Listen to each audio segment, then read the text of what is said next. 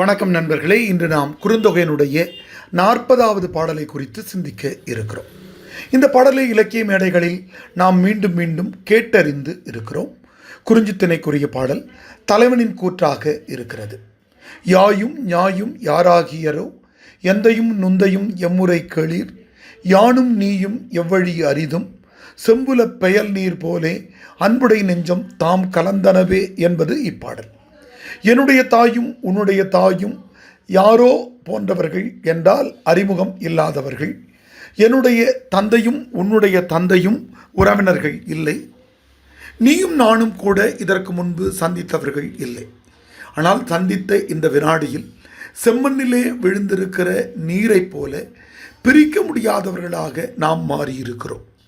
ஒரு செம்மண்ணிலே மழை நீர் பெய்யும் என்று சொன்னால் அந்த செம்மண்ணையும் தண்ணீரையும் பிரித்து அறிந்துவிட முடியாது என்கிற மிக சிறந்த ஓமையை இந்த பாடல் சொல்லியிருப்பதால், இந்த பாடல் எழுதிய புலவரின் பெயர் தெரியாமல் போனதால் அந்த புலவரின் பெயரே செம்புல பெயல் நீரார் என்று இலக்கிய அறிஞர்களால் சூட்டப்பட்ட சிறப்புக்குரியவர் அப்புலவர். சிறப்புக்குரிய பாடல் இது.